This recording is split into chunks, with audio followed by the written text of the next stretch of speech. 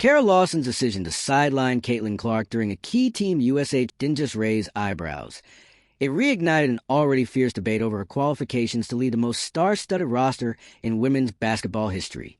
For many, Lawson's underwhelming tenure at Duke still lingers as a blemish. And when the most visible figure in the sport is suddenly off court, assumptions take hold. Especially when that figure is Clark. Not just a generational scorer, but a walking headline whose presence defines a team's media gravity. The optics were volatile. Clark benched, whispers of discord, and critics sharpening their knives. Yet this moment, misinterpreted or not, serve as a flashpoint, revealing just how precariously Lawson's every move is scrutinized under the weight of expectations and celebrity. If you're here for the real story and not the filtered version, subscribe. And if you're sticking around for the next meltdown, you better definitely subscribe. Still, reducing Team USA's Olympic campaign to one coaching controversy misses the larger shift underway. Lawson isn't tasked with recruiting or building a program. She's managing a pre-assembled juggernaut filled with world-class names like Clark, Paige Buchers, and Angel Reese. Her role is less about proving she can lead and more about harmonizing a unit that's poised to usher in a new era. The skepticism, mostly rooted in college dynamics, ignores the international model. Robust support staffs, collaborative coaching, and a singular goal, global dominance.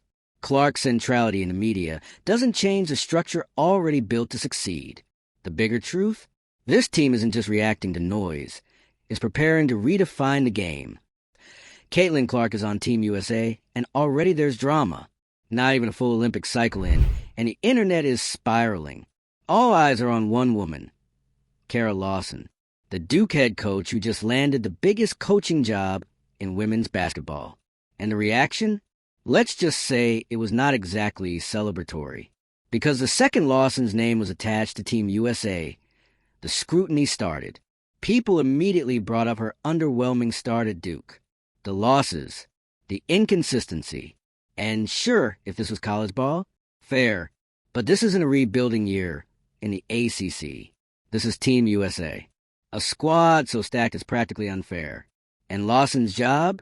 She's not recruiting teenagers anymore. She's managing one of the most star-studded rosters in Olympic history. Let's talk about that roster for a second. Caitlin Clark, Paige Buchers, Angel Reese. Three of the most recognizable names in the sport, all suiting up in red, white, and blue. It's a new generation, a dramatic pivot from the old guard that's been running the show for decades. This isn't just a team. It's a cultural reset. And yet, all that excitement is overshadowed by one thing, skepticism. Not about the players, about the coach, Kara Lawson, who people can't stop criticizing because of her record at Duke. But here's what most people miss. Coaching college and coaching internationally are two completely different games. At Duke, you recruit, build a program, work with what you can get. With Team USA, the talent's already there. You don't need to find the stars. You just need to know how to use them. Then this roster doesn't just have stars. It has a star. Caitlin Clark, national icon, fan favorite, ratings magnet. She's the face of the program before she's even played a full Olympic tournament. She wears number 17 now, a departure from her iconic 22, but the attention hasn't shifted. Everything she does is a headline. Every decision made around her, a flashpoint for controversy. One look at a team photo, and the internet goes wild if Clark isn't front and center. If she's not in the graphic, it's a snub. If she's not in the starting five, it's sabotage. Every little thing becomes fuel for debate, and Lawson is right in the middle of it. She's the one calling plays, making rotations, navigating a media environment that flips out over jersey numbers. And this isn't just about the fans. The media pressure is intense. Clark is a full-blown celebrity. Every shot she takes is analyzed. Every pass, every minute on the bench, it all becomes content. And when she gets benched, even momentarily, cue the outrage. People don't want strategy. They want the Caitlin Clark show, 24/7. But Lawson's not here for fan service. She's here to win. And that means making tough calls, balancing egos, managing minutes across a roster that includes some of the best guards and forwards in the world. You think it's easy? Try building a rotation when everyone on the team is used to being the star. Paige Buchers doesn't come off the bench. Angel Reese doesn't play second fiddle. And yet, that's what this job requires. Convincing a room full of alphas to buy into a team-first mentality. It's not about who gets a highlight. It's about who gets the gold. That's Lawson's real job. Not recruiting, not developing freshmen. Managing a roster of basketball royalty. And she's not doing it alone. Lawson is backed by a full support staff. Assistant coaches, analysts, strategy consultants. This isn't a solo project. It's a machine. And Lawson's role is to guide it, to bring structure and leadership, not reinvent the wheel. So when critics fixate on her Duke record, they're missing the point entirely. Because international coaching, it's less about building and more about steering. The team is already elite. The job is to keep it that way, to elevate it. And given the sheer amount of talent, the margin for error is tiny. But that's also what makes a concern over Lawson's college record feel exaggerated. She's not being asked to fix a broken program. She's being asked to manage one of the most talented women's teams ever assembled. And let's be real, the stakes are sky high. Other countries are catching up. France, in particular, is making serious moves. The days of the U.S. sleepwalking to gold are over. So yeah, coaching matters. But so does preparation. So does the infrastructure behind the scenes. And Team USA has it. This isn't chaos. It's calculated. Every player was chosen with purpose. Every assistant was vetted. Lawson's appointment isn't some last-minute Hail Mary. It's the result of months of strategic planning. And that context gets lost when fans spiral over a screenshot of Clark on the bench or a lineup they don't like. The irony? The drama isn't really about Lawson. It's about the era we're in, where every decision goes viral, where one moment out of context becomes a trending topic, where Clark's position in a graphic sparks entire Twitter threads about disrespect and sabotage. This is what it looks like when sports and celebrity collide. Caitlin Clark is a phenomenon. Her presence changes everything. Media coverage, fan engagement, even the way the team is marketed. That kind of influence is powerful, but it also brings pressure. And that pressure lands squarely on Lawson's shoulders. Because if anything goes wrong, people aren't blaming the roster. They're blaming the coach. But the truth is, failure scenarios here are unlikely. The roster is too good. The support system is too solid. And Lawson isn't unqualified. She's untested at this level. There's a difference. And with this much talent, her job is more about optimization than overhaul. What we're witnessing is a generational shift. The torch is being passed. This isn't just about medals. It's about momentum. About setting the tone for the future of women's basketball. Clark, Buchers, Reese, they aren't just playing. They're shaping the sport's cultural footprint. The Olympic team is becoming a symbol of that shift. And sure, change makes people nervous. Especially when it involves replacing familiar faces and taking risks. But if anything, Lawson's appointment signals confidence in the new era. A willingness to adapt. A plan that leans into star power, not away from it. This team is a media powerhouse. A cultural juggernaut. It's built to dominate. Not just on the court, but in headlines, conversations, and legacy. And that's what critics forget.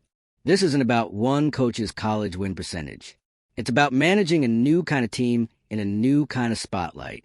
So yes, there was backlash. Yes, there were doubts. But take a step back, and the bigger picture is clear. Team USA isn't scrambling. They're strategizing. And Lawson, for all the noise, is part of that plan. The team doesn't need a miracle worker. It needs someone who can manage the storm. And that's what she's doing. Whether she benched Clark for a minute or featured her second in a promo doesn't matter in the long run. What matters is medals. And if this team delivers, the narrative flips instantly from is Lawson ready to how did they build a super team this smooth? This is what evolution looks like. Controversy, change, and eventual dominance. And Lawson's right at the center of it. Whether the critics like it or not. If you're just as glued to this drama as we are, hit that like button, share this with your group chat, and tell us in the comments, was the criticism fair, or is Kara Lawson about to prove everyone wrong? And if you want more behind-the-scenes chaos, meltdowns, and pop culture fallout, don't forget to subscribe. The games haven't even started, and we're already in overtime. And here's the kicker. This entire controversy might just be the warm-up act.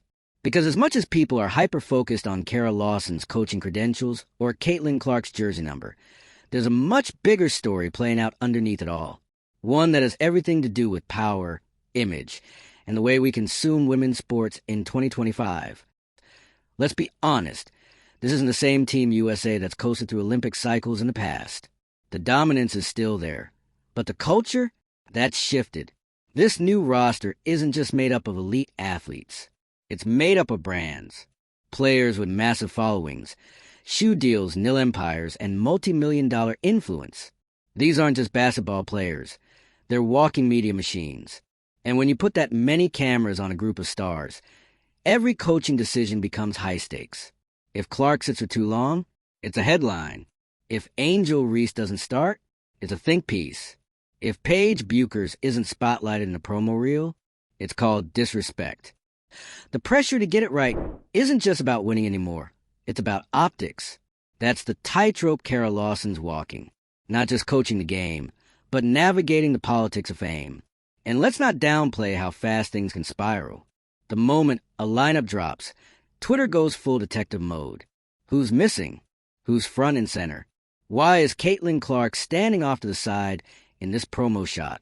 It's not just analysis, it's conspiracy theories. That viral team photo without Clark up front? You'd think someone committed a felony based on the outrage. People were zooming in, cropping, overlaying screenshots like it was a true crime investigation. The assumption wasn't, maybe it was just a weird angle. It was, why are they trying to erase her? And this is where the public perception really starts to shape the narrative. Because the controversy around Lawson's coaching isn't actually rooted in basketball for most fans. It's emotional. People feel like Clark is being slighted. And Lawson, fair or not, is cast as a villain in that storyline. That's the danger of coaching in the era of stan culture. You're not just managing athletes. You're managing fandoms. Clark supporters don't see her as part of a team. They see her as a team. And any move that doesn't treat her like the centerpiece, it's interpreted as sabotage. But the reality is far less dramatic. Lawson isn't trying to bench Clark out of spite. She's trying to run a team with incredible depth, world-class players in every position, and a limited number of minutes to go around. Someone has to sit. Sometimes it's Clark. Sometimes it's Reese. That's how basketball works. Still, in the court of public opinion, logic doesn't always matter. Emotion does. And when you combine that with Lawson's less-than-stellar college record, it's the perfect storm for overreaction. But here's what's wild. If this team wins, and they should win, all of this vanishes. People will rewrite the entire narrative. Suddenly, Lawson becomes a genius. The visionary who balanced egos, managed rotations, and led a team of megastars to glory. That's how quickly the narrative flips. Because despite the noise, this team is built to dominate. The roster is younger, faster, more dynamic. It's designed for modern basketball. Gone are the days of slow post play and predictable lineups. This team wants movement, spacing, shooting, speed. And Clark? She fits that perfectly. Her deep threes? Viral every time. Her vision on the court? Still unmatched. Even when she's not scoring, she's pulling defenses and creating opportunities for everyone else. She's a system unto herself. And Lawson knows that. She's not blind to Clark's impact, on or off the court. You don't bench that kind of player for no reason. But you also don't let one player hijack a system built for team success. That's the tightrope again. Coaching in a way that wins and keeps the media firestorm from engulfing the locker room. Because make no mistake, if this team stumbles once, the backlash will be instant. One close game, one underwhelming performance. And suddenly the critics will be back, louder than ever. Why was Clark on the bench? Why isn't Buchers playing more? Is Lawson in over her head? It's exhausting. And it's only going to get louder as the Olympics get closer. But this is also a test, not just for Lawson, but for the entire sport. Can women's basketball survive its own fame? Can it handle the transition from niche respect to global obsession? Because this team isn't just playing games, they're defining an era. Think about what's at stake. For decades, women's basketball has been fighting for visibility. Now it has it, in full force. Ratings are up, coverage is expanding, fans are invested, and with that visibility comes pressure, sometimes unfair, often intense, always magnified. And Lawson? She's a lightning rod, because while the players are celebrated, the coach is the easy target when things get messy. That's not new, but it's louder now, especially when the coach is someone who hasn't proven herself in the way the public wants. Never mind that Lawson has Olympic experience. Never mind she's coached at the pro level. To fans still clinging to Duke's record, that doesn't count. But again, the international game is different.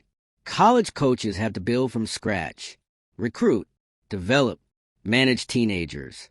International coaches, they inherit greatness. Their job is to make it flow. And Team USA system is designed to support that. Lawson isn't doing this alone. There are assistants, analysts, even former Olympians in advisory roles. She has tools. She has talent. She has a plan.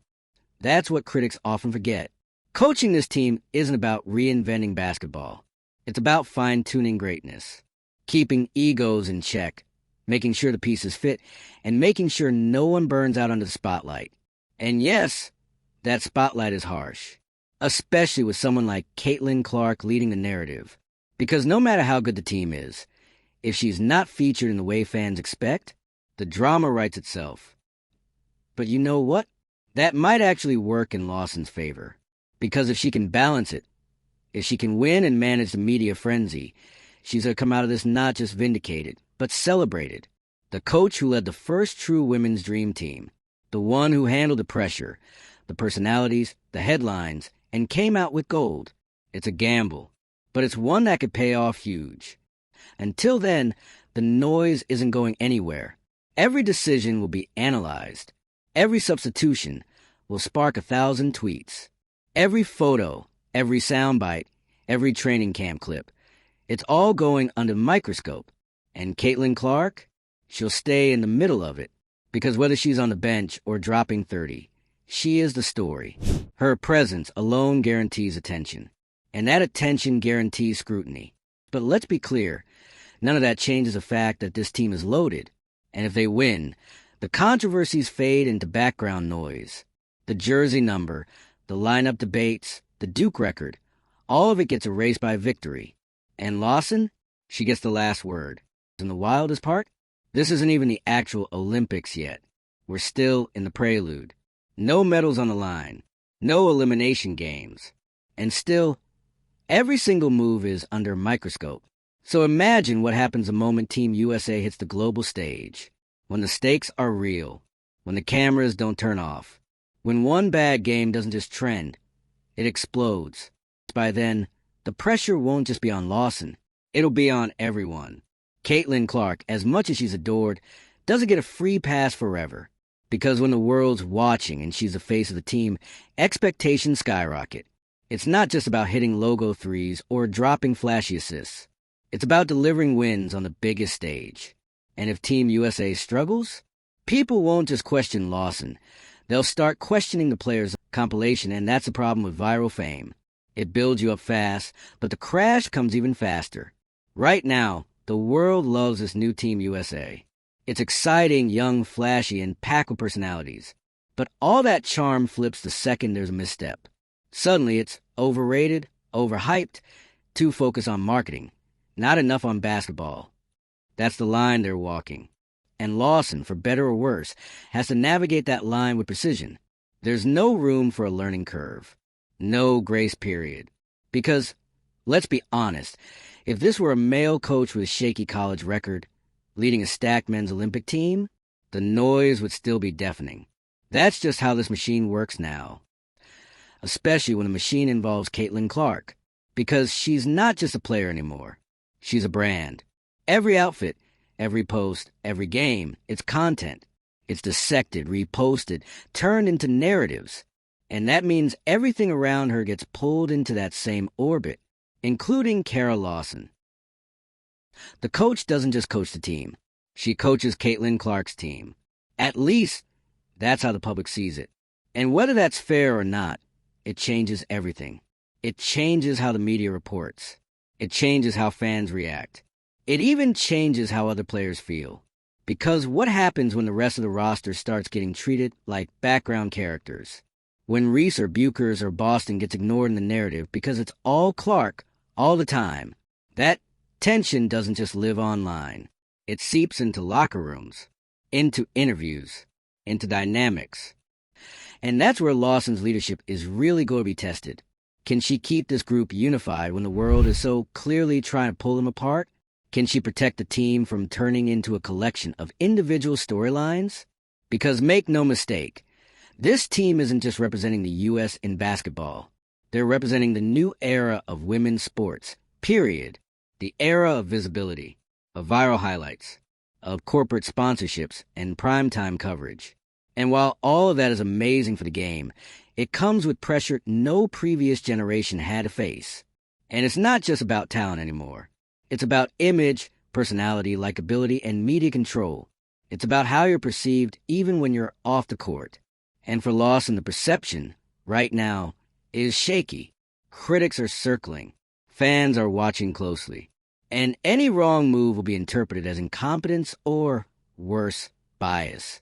That's how quickly things escalate in the age of overexposure. But here's the part that no one seems to talk about. Kara Lawson knew exactly what she was walking into. She accepted this job knowing the noise would come. She knew her Duke record would be used against her. She knew Clark's fame would dominate the headlines. And she still said yes. Why? Because she's betting on herself.